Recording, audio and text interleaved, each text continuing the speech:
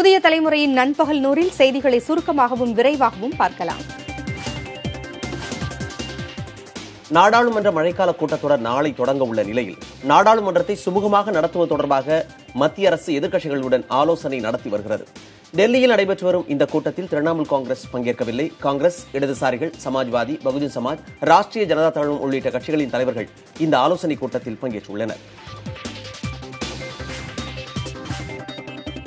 டெல்லியில் பிரதமர் அலுவலகம் முன்பு போராட்டம் நடத்த முயன்ற விவசாயிகள் அங்கிருந்து அகற்றப்பட்டனர். பயிர்க்கடன் தள்ளுபடி, வறட்சி நிவாரணம் உள்ளிட்ட கோரிக்கைகளை வலியுறுத்தி ஐயாக்கண்ணு தலைமையில் தமிழக விவசாயிகள் பிரதமர் அலுவலகம் முன்பு போராட்டத்தில் ஈடுபட முயன்றனர். அவர்களை அங்கிருந்து அப்புறப்படுத்திய காவல்துறையினர் ஜந்தர் மந்தரில் மட்டுமே போராட்டம் நடத்த அனுமதி உள்ளது என்று அறிவுறுத்தினர்.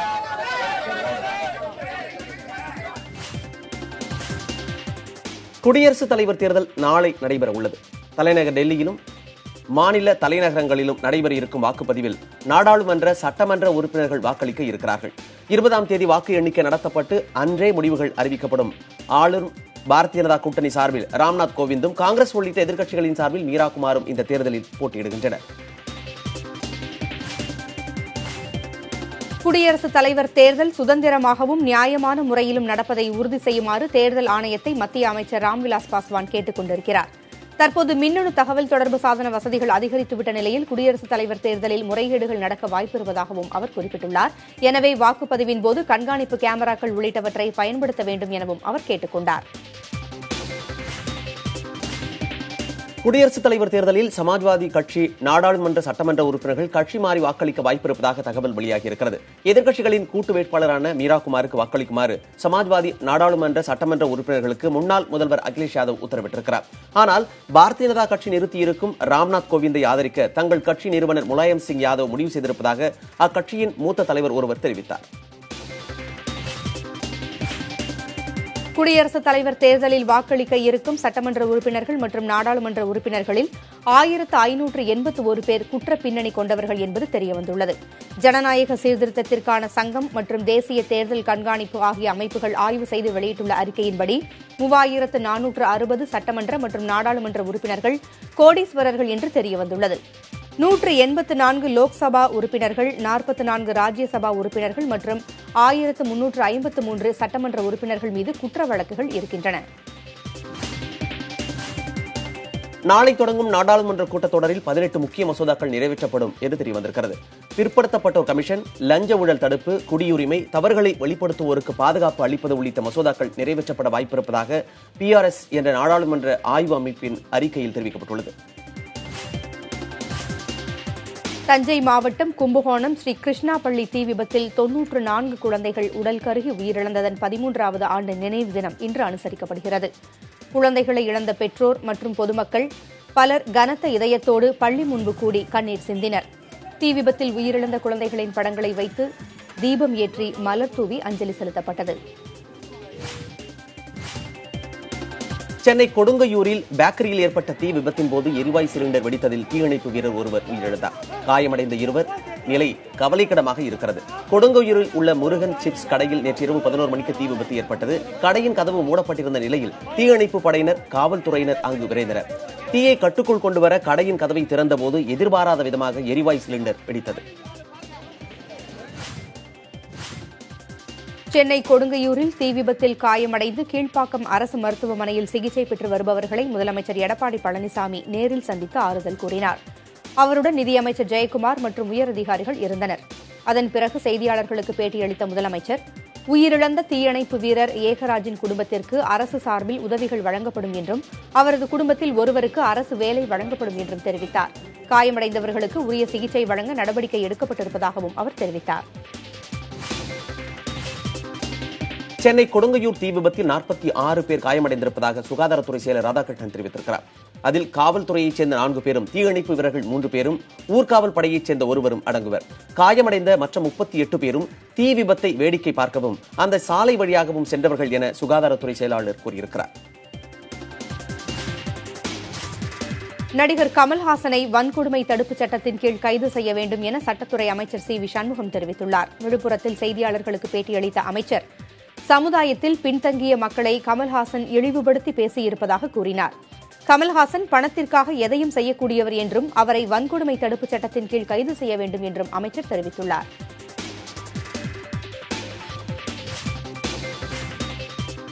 பிரதமர் மோடியிடம் சிபிஐ விசாரணை செய்ய வேண்டும் என்ற கோரிக்கையை டெல்லி சிறப்பு நீதிமன்றம் நிராகரித்துவிட்டது. லஞ்ச ஊழலில் ஈடுபட்டதாக பிரதமர் மீது குற்றச்சாட்டுகள் ஏதும் இல்லாத நிலையில் சிபிஐ விசாரணை கோரும் மனுவை ஏற்க முடியாது என நீதிபதி வீரேந்திர கோயல் தெரிவித்தார். பாதுகாப்புத் துறையில் நிலவும் லஞ்ச ஊழல்களை பிரதமர் கண்டுகொள்வதில்லை என்றும், எனவே அவரிடம் சிபிஐ விசாரணை நடத்த உத்தரவிட வேண்டும் என்றும் பதவி நீக்கம் செய்யப்பட்ட ராணுவ அமைச்சக அதிகாரி மஞ்சுநாதா மனு செய்திருந்தார். காஷ்மீர் விவகாரத்தில் மத்திய அரசு தீவிரமான நிலைப்பாட்டை எடுத்திருப்பதாகவும், இது அங்கு பிரச்சினையை மேலும் அதிகரிக்கும் என்றும் முன்னாள் மத்திய அமைச்சரும் காங்கிரஸ் தலைவருமான ப. சிதம்பரம் தெரிவித்துள்ளார். ஒருபுறம் பயங்கரவாதிகள், மறுபுறம் மத்திய அரசின் தீவிர நடவடிக்கைகளால் காஷ்மீர் மக்கள் பாதிக்கப்படுவதாகவும் சிதம்பரம் தனது டுவிட்டர் பதிவில் தெரிவித்துள்ளார். நாட்டின் கல்வித் திட்டத்தில் கலாச்சாரம் குறித்த பாடங்களும் இடம்பெற வேண்டும் என பாரதிய ஜனதாவின் தலைவர் அமித்ஷா வலியுறுத்தியிருக்கிறார். ஷியாமா பிரசாத் முகர்ஜி குறித்த நூல் வெளியீட்டு விழாவில் அவர் இவ்வாறு பேசினார். தற்போதைய கல்வி முறையில் ஏராளமான குறைபாடுகள் இருப்பதாகவும், அவை சரி செய்யப்பட வேண்டும் என்றும், பண்புகளுக்கு முக்கியத்துவம் தரப்பட வேண்டும் எனவும் அமித்ஷா பேசினார். சிறுவர்கள் தொடர்பான ஆபாச படங்கள் இணையதளங்களில் பதிவேற்றப்படுவதை தடுக்க அமெரிக்க நிறுவனத்தின் உதவியை மத்திய அரசு நாடியுள்ளது. உச்சநீதிமன்றத்தில் தாக்கல் செய்த அறிக்கையில் மத்திய அரசு இந்த தகவலை தெரிவித்துள்ளது. இந்திய சிறுவர் சிறுமியர் தொடர்பான ஆபாச படங்கள் வலைதளங்களில் பதிவேற்றுவது அண்மை காலமாக அதிகரித்து வருவது தொடர்பான வழக்கில் இந்த தகவலை மத்திய அரசு தெரிவித்துள்ளது. ரேஷன் கடை சேவைகள் தொடர்பாக ஆய்வு செய்ய மத்திய உணவுத்துறை செயலர் தலைமையிலான குழு நாளை தமிழகம் வருகிறது. பொது விநியோக திட்ட செயல்பாடுகள் குறித்து அதிகாரிகளுடன் மத்திய குழு ஆலோசிக்கிறது. ஸ்மார்ட் கார்டு விநியோகம், ரேஷன் கடை முறைகேடுகள் குறித்தும் அப்போது விவாதிக்கப்படும் என்று தெரிகிறது. தமிழகத்தில் தேசிய உணவு பாதுகாப்பு சட்ட விதிகள் சரியாக செயல்படுத்தப்படுகிறதா என இந்த குழு ஆய்வு செய்யும். பொறியியல் கல்லூரி மாணவர் சேர்க்கைக்கான கலந்தாய்வு சென்னையில் நாளை தொடங்குகிறது. 583 கல்லூரிகளில் உள்ள 1,67,000 இடங்களுக்கு மாணவர் சேர்க்கை நடைபெறவுள்ளது. தொழிற்கல்வி மாணவர்களுக்கு நாளையும் நாளை மறுநாளும் கலந்தாய்வு நடைபெறுகிறது. கலந்தாய்வு தொடர்பான தகவல்களை www.tnea.ac.in என்ற வலைதளத்தில் அறியலாம் என தமிழக அரசு தெரிவித்துள்ளது. தஞ்சை மாவட்டம் கும்பகோணம் தனியார் பள்ளி தீ விபத்தில் 94 குழந்தைகள் உயிரிழந்ததன் 13வது ஆண்டு நினைவு தினம் இன்று அனுசரிக்கப்படுகிறது. குழந்தைகளை இழந்த பெற்றோர், பொதுமக்கள், தன்னார்வலர்கள் பலர் கனத்த இதயத்துடன் பள்ளி முன்பு கூடி கண்ணீர் சிந்தினர். தீ விபத்தில் உயிரிழந்த குழந்தைகளின் படங்களை வைத்து தீபமேற்றி மலர் தூவி அஞ்சலி செலுத்தப்பட்டது. உத்தரப்பிரதேச சட்டப்பேரவைக்குள் இருந்து வெடிகுண்டு கண்டெடுக்கப்பட்டது தொடர்பாக சமாஜ்வாதி கட்சியைச் சேர்ந்த 2 சட்டமன்ற உறுப்பினர்கள் விசாரணை வளையத்திற்குள் வந்துள்ளனர். இது தொடர்பாக சமாஜ்வாதி கட்சியின் சட்டமன்ற உறுப்பினர் மனோஜ் பாண்டேயிடம் காவல்துறையினர் விசாரணை நடத்தியுள்ளனர். மற்றொரு சமாஜ்வாதி சட்டமன்ற உறுப்பினரான அனில் தோக்ரிவிடம் நாளை விசாரணை நடத்தப்பட உள்ளது. 2 நாட்களுக்கு முன்பாக சட்டப்பேரவை நடந்து கொண்டிருந்த நிலையில் அங்கு வெடிகுண்டு கண்டெடுக்கப்பட்டது.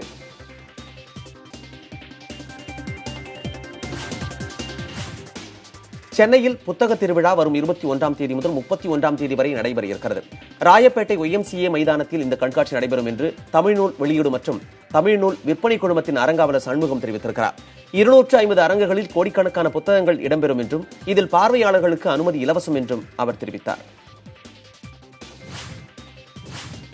ஹைட்ரோ கார்பன் திட்டத்திற்கு எதிர்ப்பு தெரிவித்து ஈரோடு ரயில் நிலையத்தை முற்றுகையிட முயன்ற நாம் தமிழர் கட்சியினரை காவல்துறையினர் கைது செய்தனர். காளைமாட்டுச் சிலையில் இருந்து ஊர்வலமாக சென்ற அவர்கள் ஈரோடு ரயில் நிலையத்திற்குள் நுழைய முயன்றனர். மேலும் ஹைட்ரோ கார்பன் திட்டம் மற்றும் ONGC நிறுவனத்திற்கு எதிராக அவர்கள் கண்டன முழக்கங்களை எழுப்பினர்.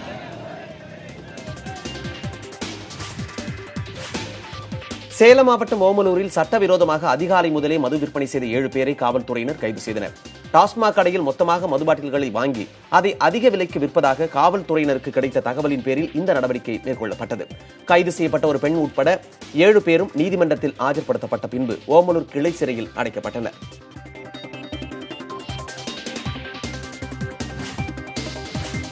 ஈரோடு மாவட்டம் பழனி கவுண்டன்பாளையத்தில் மூடப்பட்ட மதுக்கடையை மீண்டும் திறக்க எதிர்ப்பு தெரிவித்து பொதுமக்கள் முற்றுகை போராட்டத்தில் ஈடுபட்டனர். தகவல் அறிந்து சென்ற கடத்தூர் காவல்துறையினர் பொதுமக்களுடன் பேச்சுவார்த்தை நடத்தி அவர்களை கலைந்து செல்ல வைத்தனர்.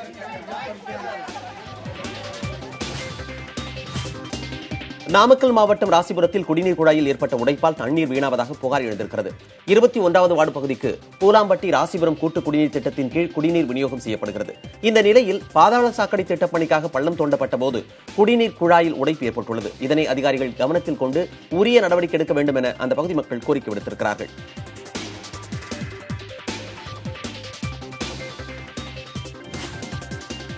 விதைப்பந்துகள் மூலம் புதிய மரங்களை உருவாக்கும் முயற்சியில் சென்னை மேடவாக்கத்தில் உள்ள தனியார் பள்ளி மாணவ மாணவியர் ஈடுபட்டிருக்கின்றனர்.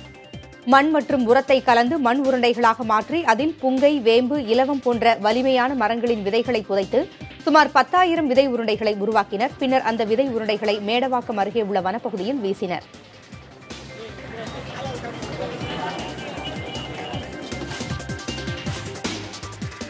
புதுச்சேரியில் இருசக்கர வாகன ஓட்டிகள் தலைக்கவசம் அணிய வேண்டியதன் அவசியத்தை வலியுறுத்தி விழிப்புணர்வு பேரணி நடைபெற்றது. அதில் 200க்கும் மேற்பட்ட பள்ளி மாணவர்கள் கலந்து கொண்டனர். உப்பளம் சாலையில் தொடங்கிய விழிப்புணர்வு பேரணியை புதுச்சேரி மாநில காவல்துறை தலைவர் சுனில்குமார் கௌதம் கொடியசைத்து தொடங்கி வைத்தார். நகரின் முக்கிய பகுதிகள் வழியாக பேரணி நடத்தப்பட்டது. நாமக்கல் மாவட்டம் திருச்செங்கோட்டில் புதிய தலைமுறை மற்றும் பசுமை இயக்கம் இணைந்து நடத்திய பசுமை மாரத்தான் போட்டி நடைபெற்றது. மரம் வளர்ப்பதன் அவசியம், சுற்றுச்சூழலை பாதுகாக்க வேண்டியதன் அவசியம் ஆகியவற்றை வலியுறுத்தி நடைபெற்ற மாரத்தானில் 2500க்கும் அதிகமானோர் பங்கேற்றனர். எம்டிவி பள்ளி வளாகத்தில் தொடங்கிய மாரத்தான் போட்டி அரசு ஆண்கள் பள்ளி வளாகத்தில் நிறைவு பெற்றது. விருதுநகர் மாவட்டம் கிச்சநாயக்கன்பட்டி கிராமத்தில் உடைந்து விழும் நிலையில் இருக்கும் மின்கம்பத்தை உடனடியாக அகற்ற மக்கள் கோரிக்கை விடுத்திருக்கிறார்கள். குடியிருப்பு பகுதியில் எப்போது வேண்டுமானாலும் உடைந்து விடலாம் என்ற நிலையில் மின்கம்பம் இருப்பதால் அச்சத்துடனேயே அந்த பாதையை மக்கள் கடந்து செல்கின்றனர். இதுகுறித்து கிச்சநாயக்கன்பட்டி ஊராட்சி செயல் அலுவலரிடம் கேட்டதற்கு விரைவில் மின்கம்பம் அகற்றப்படும் என்று கூறினார். திருவண்ணாமலையில் ஓய்வு பெற்ற அரசு அதிகாரியின் வீட்டின் பூட்டை உடைத்து 48 சவரன் தங்க நகைகள் கொள்ளையடிக்கப்பட்டிருக்கின்றன. குறிஞ்சி நகரில் வசித்து வரும் வேடி என்பவர் குடும்பத்தினருடன் தனது உறவினர் வீட்டிற்கு சென்றிருந்தார். அந்த தருணத்தை பயன்படுத்திய கொள்ளையர்கள் தங்களது கைவரிசையை காட்டியிருக்கின்றனர். இது தொடர்பாக வழக்கு பதிவு செய்துள்ள திருவண்ணாமலை கிழக்கு காவல்துறையினர் கொள்ளையர்களை பற்றி விசாரணை நடத்தி வருகின்றனர். தருமபுரி மாவட்டம் காரிமங்கலம், பாலக்கோடு, மாரண்டஹள்ளி மற்றும் அதன் சுற்றுவட்டார பகுதிகளில் முள்ளங்கி அறுவடை செய்யும் பணி நடைபெற்று வருகிறது. அறுவடை செய்யும் முள்ளங்கியை சேலம், ஈரோடு, கோவை, சென்னை உள்ளிட்ட ஊர்களுக்கு அனுப்பி வைப்பதாக விவசாயிகள் தெரிவித்தனர். மேலும் முள்ளங்கி கிலோ ஒன்றுக்கு 30 ரூபாய் வரை விலை போவதால் விவசாயிகள் மகிழ்ச்சி தெரிவித்துள்ளனர். கடலூர் மாவட்டம் சிதம்பரத்தில் 14 லட்சம் ரூபாய் மதிப்பிலான தடை செய்யப்பட்ட புகையிலைப் பொருட்களை காவல்துறையினர் பறிமுதல் செய்தனர். சென்னை வேப்பேரியில் கௌதம்ராஜ் என்பவரை கைது செய்த சிதம்பரம் நகர காவல்துறையினர் அவரை சிதம்பரத்திற்கு அழைத்துச் சென்று விசாரித்து வருகின்றனர். கௌதம்ராஜ் கொடுத்த தகவலின் பேரில் சிதம்பரத்தைச் சேர்ந்த முகமது மைதீனை கைது செய்த காவல்துறையினர் அவரிடம் இருந்த 1.5 டன் புகையிலைப் பொருட்களை பறிமுதல் செய்தனர். நீலகிரி மாவட்டம் கூடலூரில் மழை பெய்து வரும் நிலையில் நெல் சாகுபடிக்கான முன்னேற்பாடுகள் தொடங்கியுள்ளன. மண்வயல், ஸ்ரீமதுரை உள்ளிட்ட பகுதிகளில் நெல் விவசாயம் மேற்கொள்வதற்காக விவசாயிகள் நிலத்தை உழுது வருகின்றனர். பெரும்பாலான இடங்களில் விதை நெல் தூவும் பணியும் நடைபெற்று வருகிறது. தென்மேற்கு பருவமழையால் நீலகிரி மாவட்டத்திலும் நல்ல மழை பெய்ததால் இந்த மாத இறுதியில் நெல் நடவு பணிகள் தொடங்கும் என்று விவசாயிகள் கூறுகின்றனர். விருதுநகரில் உள்ள கௌசிகா நதியை பராமரிக்க வேண்டும் என மக்கள் கோரிக்கை விடுத்துள்ளனர். வீடுகள், வணிக நிறுவனங்கள், தீப்பெட்டி ஆலைகள் போன்றவற்றில் இருந்து சுத்திகரிக்கப்படாத கழிவுநீர் கௌசிகா நதியில் நேரடியாக கலந்து வருகிறது. இதனால் நதியை நம்பியுள்ள விவசாய கிணறுகளின் தண்ணீர் மாசடைந்து வருவதாக விவசாயிகள் வேதனை தெரிவிக்கின்றனர்.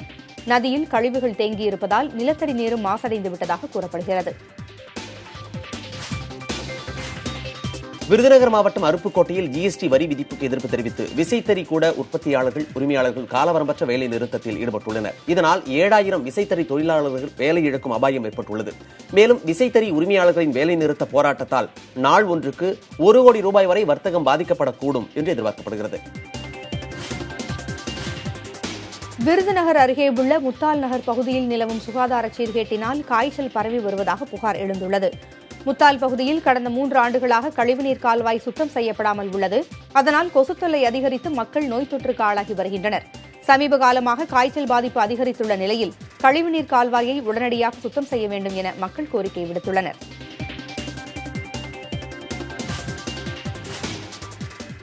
போதிய மருத்துவர்கள் இல்லாது திணறி வரும் நாகை அரசு மருத்துவமனைக்கு 15 தினங்களுக்குள் மருத்துவர்கள் நியமிக்கப்படுவார்கள் என்று கைத்தறி மற்றும் துணிநூல் துறை அமைச்சர் OS மணியன் கூறினார். நாகை மாவட்ட ஆட்சியர் அலுவலகத்தில் சமூக நலத்துறை சார்பில் நலத்திட்ட உதவிகளை வழங்கிய பிறகு அவர் இவ்வாறு கூறினார்.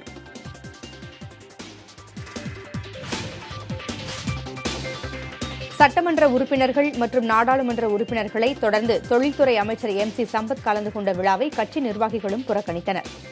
கடலூரில் நடைபெற்ற நிகழ்ச்சியில் நத்தவெளி வண்டிப்பாளையம் இணைப்புச் சாலை பணிகளை தொடக்கி வைத்த அமைச்சர், இந்த நிகழ்ச்சிக்காக அதிமுகவைச் சேர்ந்த அனைத்து நிர்வாகிகளுக்கும் அழைப்பு விடுக்கப்பட்டிருந்தது. ஆனால் கடலூர் நகர் செயலாளர், முன்னாள் கவுன்சிலர்கள் என 15க்கும் அதிகமான நிர்வாகிகள் நிகழ்ச்சியை புறக்கணித்தனர்.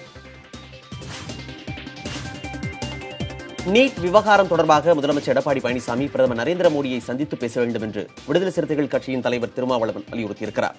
விழுப்புரம் மாவட்டம் கள்ளக்குறிச்சியில் செய்தியாளர்களுக்கு பேட்டி அளித்த அவர், தமிழகம் முழுவதும் தலித் மக்கள் மீதான தாக்குதல் அதிகரித்து வருவதாக கூறினார். தலித் மக்களுக்கு காவல்துறையினர் போதிய பாதுகாப்பு வழங்க வேண்டும் எனவும் திருமாவளவன் கேட்டுக் கொண்டார். வெளிநாட்டில் தலைமறைவாக உள்ள காஞ்சிபுரத்தைச் சேர்ந்த பிரபல ரவுடி ஸ்ரீதரின் மகன் விசாரணைக்காக காவல் நிலையத்தில் ஆஜரானார். கடந்த 8ஆம் தேதி லண்டனில் இருந்து சென்னை வந்த ஸ்ரீதரின் மகன் சந்தோஷ்குமாரிடம் அமலாக்கத்துறையினர் மற்றும் காஞ்சிபுரம் காவல்துறையினர் விசாரணை நடத்தினர். பின்னர் அவர் விசாரணைக்கு ஆஜராகாததால் அவரது வீட்டில் சம்மன் ஒட்டப்பட்டது. இதையடுத்து சிவகாஞ்சி காவல் நிலையத்தில் சந்தோஷ்குமார் நேற்று ஆஜரானார்.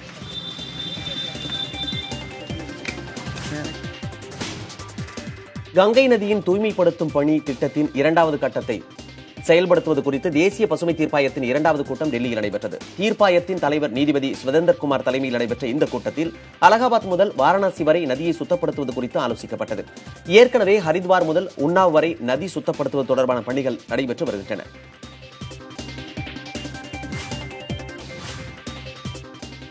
பிரதமர் நரேந்திர மோடி குறித்து டுவிட்டரில் ஆட்சேபத்திற்குரிய படத்தை வெளியிட்ட ஆல் இண்டியா பேக்வர்ட் என்ற பிரபலமான காமெடி குழுவைச் சேர்ந்த டான்மே பேட் மீது மும்பை காவல்துறையினர் வழக்கு பதிவு செய்திருக்கின்றனர். ஜனநாயக கருத்துக்களை ஏற்க மறுக்கும் இந்த நடவடிக்கையை கேலி செய்யும் விதமாக காங்கிரஸ் MP சசி தரூர், திரிணாமுல் காங்கிரஸ் கட்சியின் MP டெரிக் ஓபிரையன் ஆகியோர் பிரதமரை விமர்சித்த படத்தை போன்றே தங்களது புகைப்படத்தை வெளியிட்டிருக்கின்றனர். நாய் போன்ற தோற்றத்தை வெளிப்படுத்தும் வகையிலான இந்த புகைப்படங்கள் டுவிட்டரில் ட்ரெண்ட் ஆகியுள்ளன. அமர்நாத் யாத்ரீகர்கள் மீது கடந்த வாரம் நடத்தப்பட்ட தாக்குதலில் உயிரிழந்தவர்கள் எண்ணிக்கை 8ஆக அதிகரித்திருக்கிறது. குண்டு காயங்களுடன் ஸ்ரீநகர் மருத்துவமனையில் சிகிச்சை பெற்று வந்த லலிதா என்ற 47 வயது பெண் இன்று உயிரிழந்தார். இதற்கிடையில் காஷ்மீர் பாதுகாப்பு சூழல் குறித்து மத்திய உள்துறை அமைச்சர் ராஜ்நாத் சிங்குடன் அந்த மாநில முதல்வர் மெஹபூபா முஃப்தி ஆலோசனை நடத்தினார். அப்போது தாக்குதலின் பின்னணியில் வெளிநாட்டு சக்திகள் இருப்பதாக மெஹபூபா குற்றம் சாட்டினார்.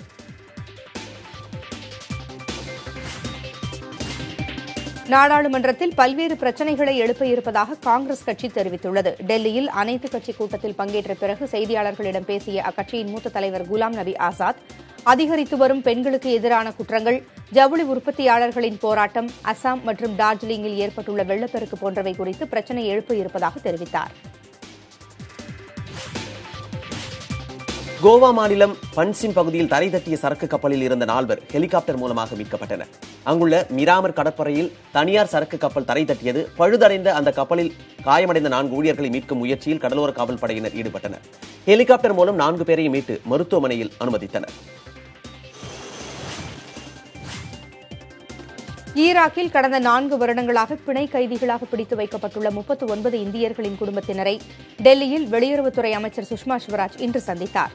அப்போது பிடித்து வைக்கப்பட்டுள்ளவர்களை பத்திரமாக மீட்க அனைத்து நடவடிக்கைகளும் மேற்கொள்ளப்படும் என சுஷ்மா உறுதியளித்தார்.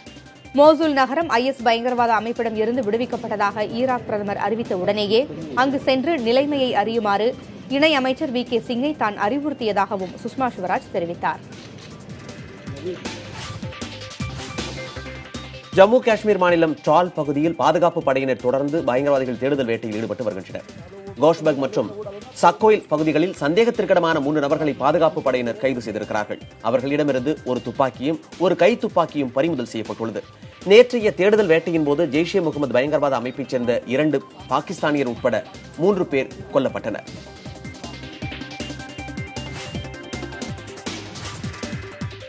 கோயில்களில் தரிசன கட்டணத்தை ரத்து செய்ய கோரி கரூரில் இந்து முன்னணியினர் ஆர்ப்பாட்டத்தில் ஈடுபட்டனர். கோயில் நிர்வாகத்தை திறம்பட நடத்த வழி தணிக்கையாளரை நியமனம் செய்ய வேண்டும், வருமானம் இல்லாத கோயில்களில் சிறப்பு கவனம் செலுத்த வேண்டும், கோயிலுக்கு வரும் பணத்தை கோயில் பராமரிப்புக்கு மட்டுமே செலவு செய்ய வேண்டும் என வலியுறுத்தி முழக்கங்களிட்டனர். தேனி மாவட்டத்தில் தென்மேற்கு பருவமழையால் இந்த ஆண்டு பெரிய அளவில் மழை பெய்யவில்லை. கேரளாவில் தென்மேற்கு பருவமழை பெய்யும் போது அதன் தாக்கம் தேனியிலும் இருக்கும். ஆனால் இந்த ஆண்டும் மழை எதிர்பார்த்த அளவிற்கு இல்லை. அதனால் ஆண்டுதோறும் தேவாரம் பகுதிக்கு இனப்பெருக்கத்திற்காக வரும் வெளிநாட்டு பறவைகள் இந்த ஆண்டு பாதிக்கப்பட்டுள்ளன. தமிழகத்தில் உள்ள கோயில்களில் தரிசன கட்டணத்தை ரத்து செய்ய கோரி திருவாரூர் மாவட்டம் மன்னார்குடியில் இந்து முன்னணியினர் ஆர்ப்பாட்டத்தில் ஈடுபட்டனர். சாமி தரிசனத்திற்கு கோயில்களே கட்டணம் நிர்ணயித்து பொதுமக்களிடம் வசூலிப்பதாகவும் ஆர்ப்பாட்டத்தில் ஈடுபட்டவர்கள் குற்றம் சாட்டினர். கோயில்களில் இருக்கும் கடவுள் சிலைகளை காட்சிப் பொருளாக்கும் வகையில் கட்டணம் வசூலிப்பதை ரத்து செய்ய வேண்டும் என்றும் வலியுறுத்தப்பட்டது.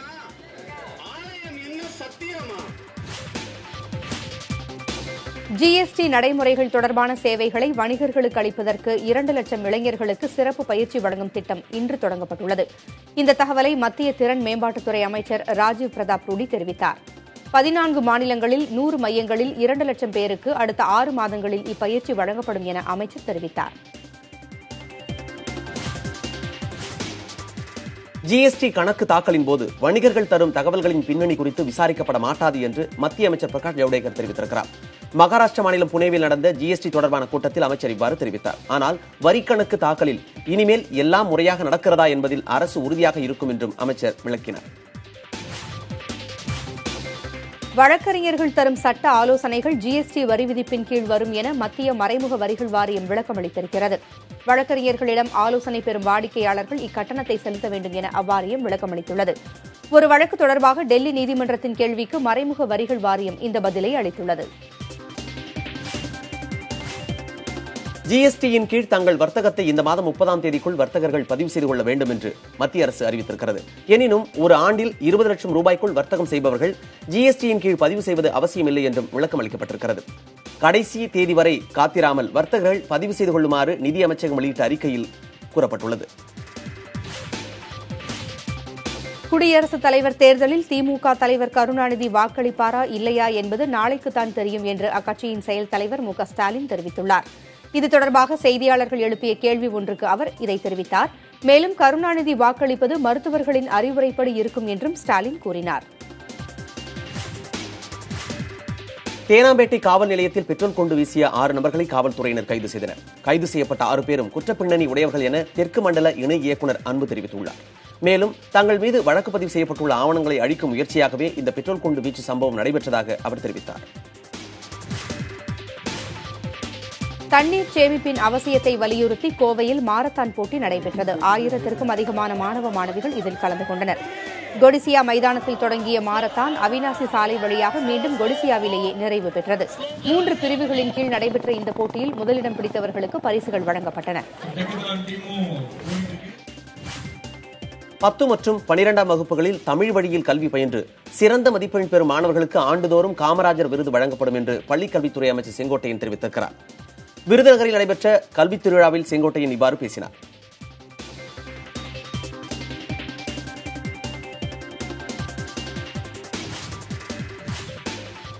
ஆந்திர மாநிலம் தடா அருகே நின்று கொண்டிருந்த கண்டெய்னர் லாரி மீது கார் மோதி விபத்து ஏற்பட்டது. 2 பெண்கள் சம்பவ இடத்திலேயே உயிரிழந்தனர். படுகாயமடைந்த 3 மருத்துவமனையில் அனுமதிக்கப்பட்டுள்ளனர்.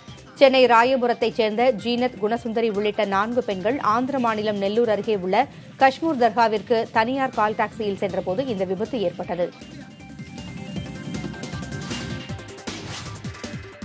மத்திய அரசின் பல்வேறு துறைகளில் அதிக வழக்குகளில் சம்பந்தப்பட்டுள்ள துறையாக ரயில்வே திகழ்வதாக தகவல் வெளியாகியிருக்கிறது. 66,000 வழக்குகளில் ரயில்வே துறை சம்பந்தப்பட்டிருப்பதாக சட்ட அமைச்சக புள்ளி விவரத்தில் கூறப்பட்டுள்ளது. ரயில்வேவை தொடர்ந்து நிதி, தகவல் தொடர்பு, உள்துறை அமைச்சகங்கள் மீது அதிக வழக்குகள் இருப்பதாகவும் இருப்பதிலேயே குறைவாக பஞ்சாயத்து ராஜ் அமைச்சகத்தின் மீது 3 வழக்குகளே இருப்பதாகவும் தெரிவிக்கப்பட்டுள்ளது. இந்தியாவின் ரயில் கட்டமைப்பு இன்னும் 5 ஆண்டுகளில் முற்றிலும் மாற்றியமைக்கப்படும் என ரயில்வே அமைச்சர் சுரேஷ் பிரபு தெரிவித்துள்ளார். மேம்படுத்தப்பட்ட வசதிகளுடன் கூடிய 40,000 பெட்டிகள் அறிமுகப்படுத்தப்படும் என்றும் அவர் மும்பையில் தெரிவித்தார். ரயில்வே கட்டமைப்பு மேம்பாட்டிற்காக 8,50,000 கோடி ரூபாய் செலவிடப்பட இருப்பதாகவும் இதில் புதிய ரயில் பெட்டி தொழிற்சாலைகள் அமைப்பதும் அடங்கும் என்றும் அமைச்சர் சுரேஷ் பிரபு தெரிவித்தார். ரயில்களில் அதிக அளவில் இருக்கைகள் காலியாக இருக்கும் நேரங்களில் கட்டண தள்ளுபடி வழங்குவது குறித்து ரயில்வே துறை பரிசீலித்து வருகிறது. ராஜ்தானி, சதாப்தி உள்ளிட்ட ரயில்களில் பெரும்பாலும் 100% இருக்கைகள் நிரம்புவதில்லை. அந்த சமயங்களில் கடைசி நேரத்தில் வரும் பயணிகளுக்கு கட்டண சலுகை வழங்க திட்டமிடப்பட்டுள்ளது. இந்த திட்டம் சில ரயில்களில் சோதனை ரீதியில் செயல்படுத்தப்பட்டு வருவதாகவும் தகவல் வெளியாகியிருக்கிறது. உத்தரகாண்ட் மாநிலம் பிதோர்கர்க்கில் மலைப்பகுதியில் கார் ஒன்று 400 அடி பள்ளத்தில் விழுந்து விபத்திற்குள்ளானது. அதில் பயணித்த 4 பேர் உடல் நசுங்கி உயிரிழந்தனர். 2 படுகாயமடைந்தனர். அவர்கள் மீட்கப்பட்டு மருத்துவமனையில் அனுமதிக்கப்பட்டுள்ளனர். பள்ளத்தில் விழுந்த காரானது உருக்குலைந்து காணப்படுகிறது. மலைப்பகுதியில் கார் அதிவேகத்தில் வந்ததும் வளைவில் திரும்பும்போது விபத்து நடந்ததும் விசாரணையில் தெரியவந்துள்ளது. கர்நாடக மாநிலம் கோலார் மாவட்டத்தில் உள்ள அரபிக்கொத்தனூர் கிராமத்திற்குள் புகுந்த சிறுத்தையை ஊர் பொதுமக்கள் பிடித்து வனத்துறை வசம் ஒப்படைத்தனர். கிராமத்திற்குள் புகுந்த சிறுத்தை அப்பகுதி மக்களை அச்சுறுத்தி வந்தது. இதனால் ஒன்று கூடிய பொதுமக்கள் சிறுத்தையை பிடித்து கூண்டுக்குள் அடைத்தனர். வனத்துறையிடம் ஒப்படைக்கப்பட்ட சிறுத்தையை பொதுமக்கள் பலர் ஆர்வத்தோடு பார்த்துச் சென்றனர்.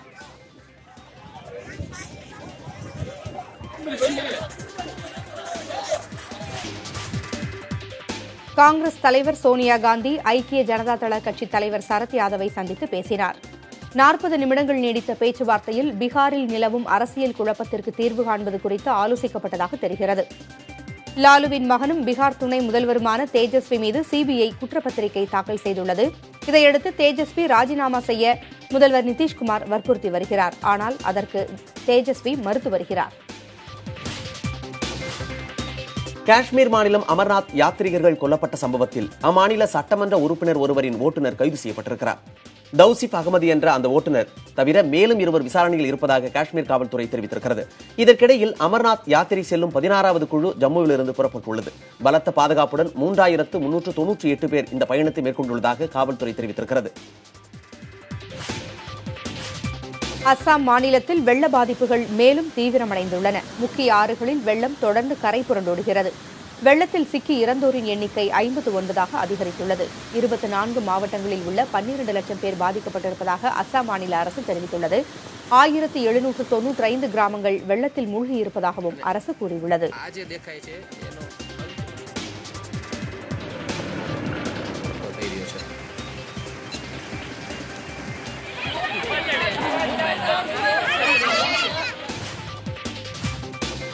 அஸ்ஸாம் மாநிலத்தை தொடர்ந்து குஜராத்திலும் வெள்ளத்தால் மக்கள் பாதிக்கப்பட்டுள்ளனர்.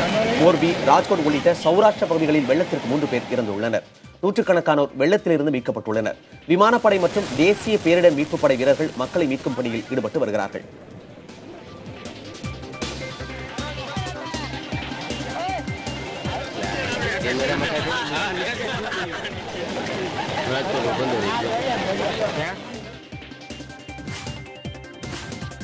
அடுத்த ஆண்டு நடக்கவுள்ள சட்டப்பேரவை தேர்தல்தான் தான் பங்கேற்கும் கடைசி தேர்தலாக இருக்கும் என கர்நாடக முதலமைச்சர் சித்தராமையா கூறியிருக்கிறார்.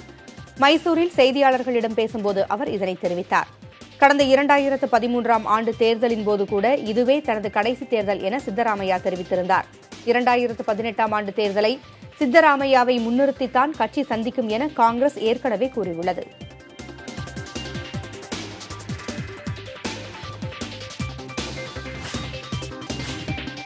உத்தரப்பிரதேச அரசு செலவுகளை குறைக்க வேண்டும் என்று விரும்பினால் மருத்துவமனைகளை கூட இழுத்து மூடலாம் என்று காங்கிரஸ் துணைத் தலைவர் ராகுல் காந்தி கூறியிருக்கிறார். உத்தரப்பிரதேச பட்ஜெட்டில் சிக்கன நடவடிக்கையாக கல்வித்துறைக்கு ஒதுக்கப்பட்ட நிதியை ஆதித்யநாத் அரசு குறைத்திருக்கிறது. அதை சாடும் வகையில் ராகுல் காந்தி ட்விட்டரில் தன் கருத்தை வெளியிட்டிருக்கிறார்.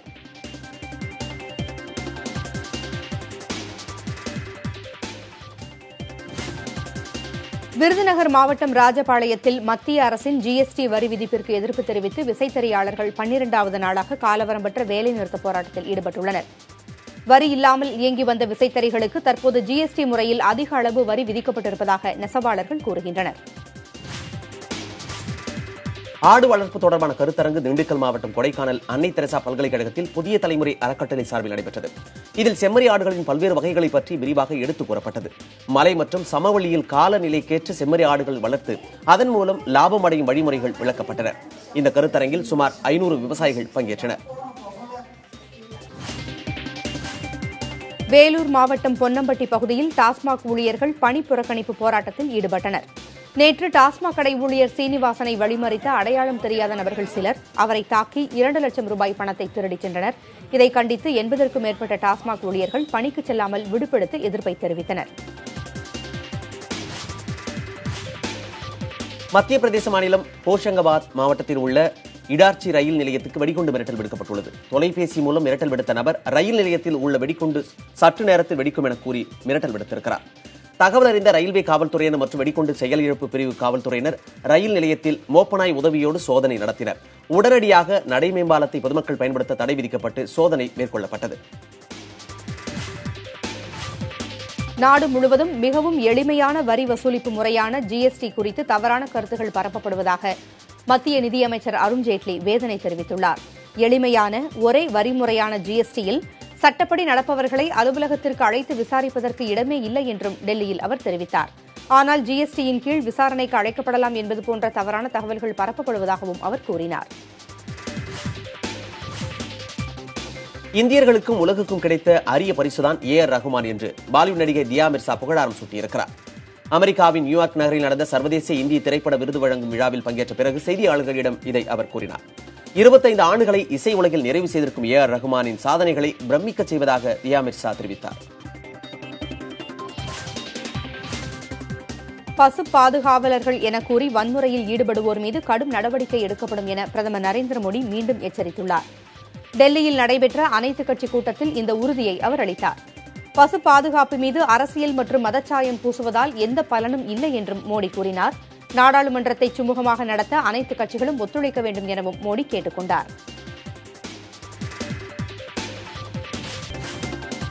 கொடுங்கையூர் தீ விபத்தில் உயிரிழந்த தீயணைப்புத்துறை வீரர் குடும்பத்திற்கு 13 லட்சம் ரூபாய் நிவாரணம் வழங்க முதலமைச்சர் எடப்பாடி பழனிசாமி உத்தரவிட்டிருக்கிறார்.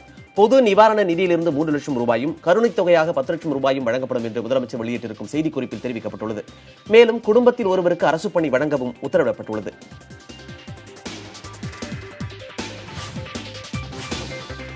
நெல்லை மாவட்டம் ராதாபுரம் அருகே உள்ள வடக்கன்குளத்தில் தாமிரபரணி கூட்டு குடிநீர் திட்ட குழாயில் உடைப்பு ஏற்பட்டுள்ளது.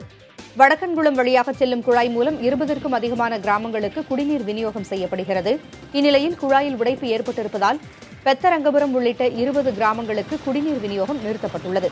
உடனடியாக குழாய் உடைப்பை சரி செய்ய நடவடிக்கை எடுக்க வேண்டும் என கிராம மக்கள் கோரிக்கை விடுத்துள்ளனர்.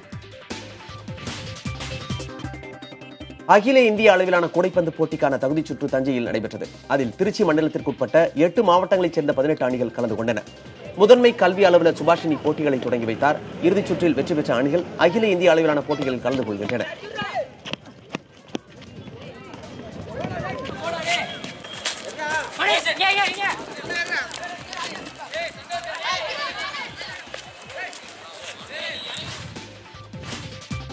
சிவகங்கை மாவட்டம் காரைக்குடியில் மரம் நட வேண்டியதன் அவசியத்தை வலியுறுத்தி விழிப்புணர்வு மாரத்தான் நடைபெற்றது. 3 பிரிவுகளாக நடைபெற்ற இந்த போட்டியில் 200க்கும் அதிகமானோர் பங்கேற்றனர்.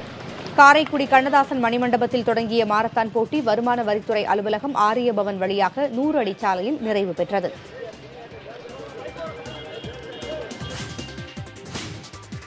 லண்டனில் நடைபெறும் மாற்றுத்திறனாளிகளுக்கான உலக சாம்பியன்ஷிப் தடகள போட்டியில் இந்திய வீரர் சுந்தர் சிங் குர்ஜார் சிங் தங்கப்பதக்கம் வென்றார்.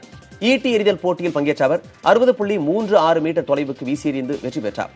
கடந்த ஆண்டு பாரா ஒலிம்பிக் போட்டியில் தகுதி நீக்கம் செய்யப்பட்டதால் மனவேதனையில் இருந்த தமக்கு இந்த வெற்றி மிகுந்த உற்சாகத்தை ஏற்படுத்தியிருப்பதாக ராஜஸ்தானைச் சேர்ந்த சுந்தர் சிங் கூறியிருக்கிறார்.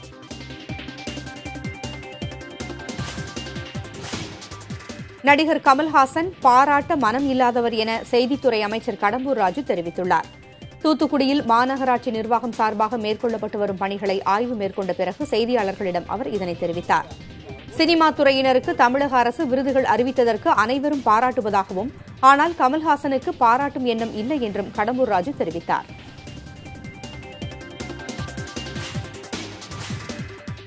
மதுரை மாவட்டம் மேலூரில் பட்டப்பகலில் பெண் ஒருவரை கடத்தி பாலியல் வன்கொடுமை செய்ய முயன்ற இருவரை காவல்துறையினர் கைது செய்தனர். தெற்கு தெரு 4 வழிச்சாலை அருகில் துணி வியாபாரி ஒருவர் தனது உறவுக்கார பெண்ணுடன் இருந்தபோது அங்கு வந்த 5 பேர் வியாபாரியை தாக்கிவிட்டு உடனிருந்த பெண்ணை தூக்கிச் சென்றனர். காயமடைந்த துணி வியாபாரி அங்கிருந்து தப்பிச் சென்று காவலர்களிடம் முறையிட்டிருக்கிறார். இதனையடுத்து காவல்துறையினர் தெற்கு தெரு மற்றும் ஆழமுறை பகுதிகளைச் சேர்ந்த அன்பு, கவியரசு ஆகியோரை கைது செய்தனர். தப்பியோடிய பாலாண்டி, சதீஷ்குமார், கார்த்திகேயன் ஆகியோரை தேடி வருகின்றனர். வேலூர் மாவட்டம் வாணியம்பாடியை அடுத்துள்ள அம்பலூரில் குண்டும் குழியுமாக உள்ள சாலையை சீரமைக்க மக்கள் கோரிக்கை விடுத்துள்ளனர். அம்பலூரில் இருந்து புதுக்கோயில் செல்லும் சாலை கடந்த 2 வருடங்களாக சேதமடைந்துள்ளது. அதனை சரி செய்ய அரசு அதிகாரிகள் முன்வர வேண்டும் என மக்கள் கோரிக்கை விடுத்துள்ளனர்.